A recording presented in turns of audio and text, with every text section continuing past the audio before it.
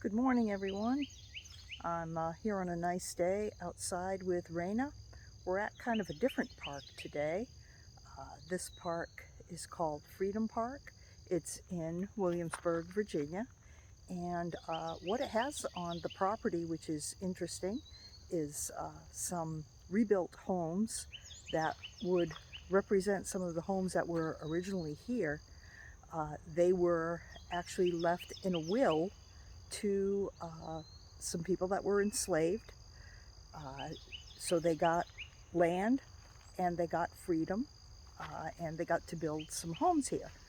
So these are representative of that. They aren't the original dwellings, of course. But yeah, it's kind of fun to walk around and take a look at these. The whole park is actually huge. There's trails everywhere. So I'll show you some of that in a little bit. But let me turn this camera around now to show you this little house that's in front of me. Excuse my hand. Hold on a minute. Okay, so this little place, they said belonged to someone who actually was not an enslaved person, but he did settle here, and he was, he had, I guess, quite a bit of money compared to some of the other people that were here. So he had some nicer furniture and things like that in his place. And his last name is Lightfoot, and a lot of things around the area are named Lightfoot. And over here this is one that belonged to a former slave.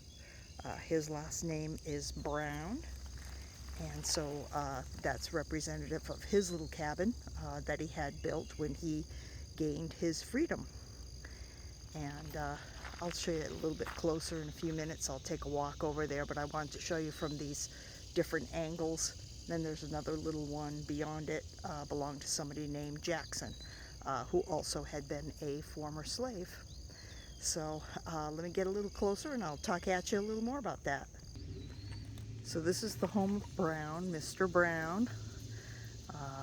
Like I say, he was enslaved, and the land was left to him along with his freedom. So that was great that worked out for him and his family. And it was all in the mid 1800s. So a lot of history of slavery, of course, here in Virginia.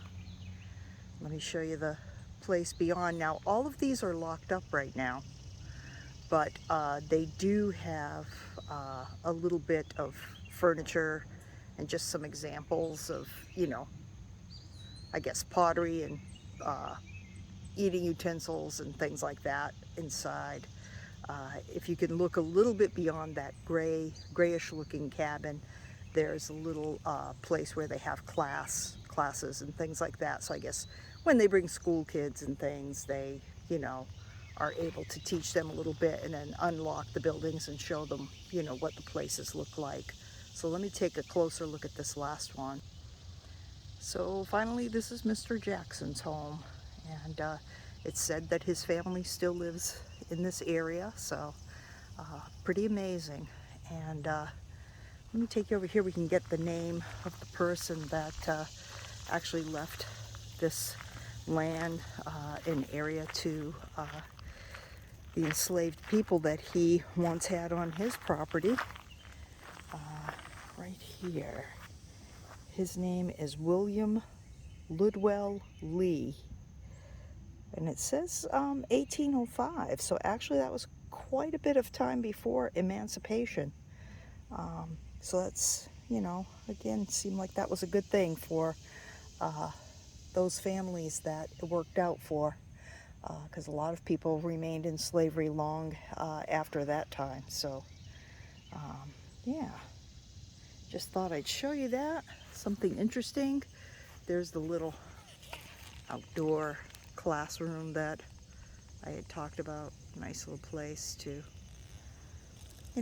teach school kids about what's going on in this area, make them proud of where they are and where they live.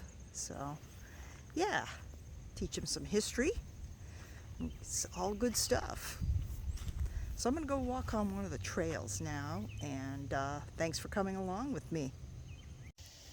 So here we are now on one of the trails. This is a multi-use trail. A lot of this park can be used for mountain biking, and it has, tons of trails that can be used for that. I don't even know how many miles. It's like a phenomenal amount. If I come across something that tells me that number, I'll let you know. But I did want to point out one thing now. Take a look down there, and that's where the little cabins are. So we aren't very far from them. But it's not lost on me that I'm looking at those cabins through the lens of, literally the lens of today's world. And there is a little gravel road going down to those cabins. There's grass all over the land. And I know that in 1805, it wasn't like that. There would have been probably just dirt and mud. There would have been some land that people were using for planting crops and things like that. There would have been no lights and all of that kind of stuff. And now in 1805, the enslaved people that were living on that land, probably could have easily been recaptured and brought into slavery once again. And again, that's not exactly lost on me. I understand that. So there's good things and there's bad things, They were able, hopefully, to grow their own crops there. Certainly they couldn't go down the street to the market that I sometimes go to. I don't know. Could they take those vegetables and things that they grew and bring them down to some kind of market to trade? I really don't think so. If they did that, they would have definitely risked being recaptured. Maybe there were some people that they traded with, and that's great. But maybe they weren't. Maybe they kind of had to hide out on that land. I imagine they had somewhat of a better life than the people who were enslaved, but still, they lived in a high degree of danger, the whole time until and even after emancipation. So I just wanted to say that because I certainly, when I said that was a positive thing for those families, I certainly wasn't trying to sugarcoat hell, as they say. I know, I'm aware that, they still lived in a time of very high risk to themselves and, with just a lot of, I'm sure, difficulty in, living their day-to-day lives. A lot of people go into colonial Williamsburg and they say, oh wow, the slaves that were here, kind of had it made. Look, it's a nice environment compared to what you think about plantations and things like that. But, as some historians are willing to say, no, I don't think so. You got to look at it from the perspective of someone in the 1800s and the 1600s. Those roads weren't paved. Those roads were full of, tracks from ox carts, and what else is left over from oxen and horses and stuff being brought through, and that had to all be cleaned and, all of those kinds of things. So I think we just have to be aware of that. And everybody had it hard during that time. I'm not just saying that it was slaves, but certainly, we're comparing different, degrees of difficulty here, as I say, I guess. So, just want to say that. Anyway, here's Raina and I on the trail. Raina's been chafing at the bit, literally chafing at her harness to get herself into the woods, and now she is. Although it's not very secluded here because I think we're coming up on a little playground that you can probably hear. So anyway, I'm going to shut the camera off for a little bit. Just want to say that. Thanks for putting up with me. So now we're in the garden area of the park. There's really not a whole lot here right at the moment. It's been quite the hot summer. But come at different times of year and they have different things planted, and yeah, it could be really beautiful. Let's see what we've got over here. This looks like squash to me. Yeah. Very nice. Nice spot.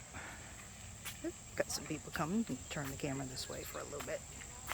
Show you the rest of the garden.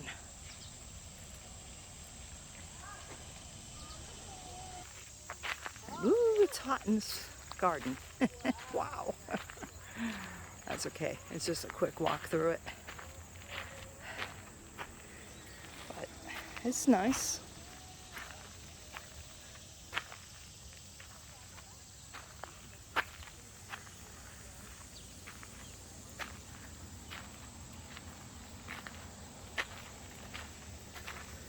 Butterflies everywhere.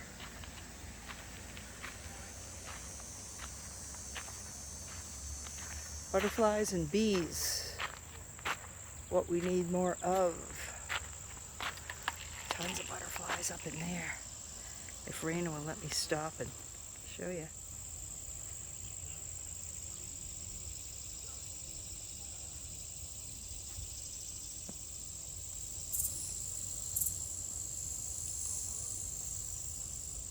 I don't know if the camera was able to pick any of them up, but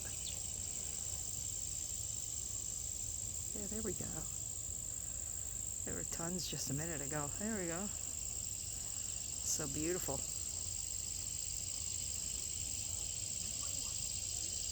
Very, very nice. Whew. Heat-tolerant butterflies.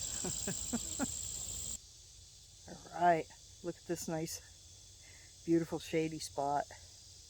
It's here off to the side of the garden. I don't think hardly anybody walks down here. So the rain is pretty hot. I've got some water in the car, so she'll get some water in just a few minutes. I think we'll head over to the car in a bit before we both end up dehydrated. She made a little friend. She played with a little golden doodle, probably just a little smaller than her, still kind of in puppy age. And Raina makes friends, like I say, with just about every dog. But I do have to be a little cautious when she's on her leash and the other dog's on a leash and they first meet each other. I've learned that Raina does not want the other dog to put their nose or their head up above hers the first time that she meets a dog. They can't do that right away. She also doesn't like if they are puppies and have that puppy energy and just run right up to her and just start, wanting to play. It takes her a second and she'll pull back from that, and she never hurts another dog, but she'll set the limit. She'll growl and she'll, kind of snap out, even though she would never hurt anybody. But it scares sometimes the other dog, and then they don't want to play and they don't want to approach her again. So I try to keep that from happening and just keep a close eye on what's going on. Also, Raina has to be the first one to sniff the backside. I know that sounds kind of gross, but again, I've learned. I mean, if another dog approaches her and just wants to do that right away to her, she will not put up with it. She has to be the first one, so if they're submissive and I see them roll on their back so she can sniff, I'm thrilled about that, because usually that means everything's going to be fine. But if they'll let her, you know, sniff them first, works out a lot better. So anyway, I think I'll, after I've explained that, like what more can I say now? I, I think I'll terminate the video and go get myself some water. Perhaps I'm becoming dehydrated. But anyway, yeah, thanks again for putting up with me, coming along. I do appreciate your watching my silly videos, whether they're about books, butts, tofu, gardens, who knows what. But anyway, I always enjoy uploading a video and just seeing everybody's reaction to it. So I get a kick out of that. I'm not hurting anybody, so what the heck. All right, y'all. Have a great day.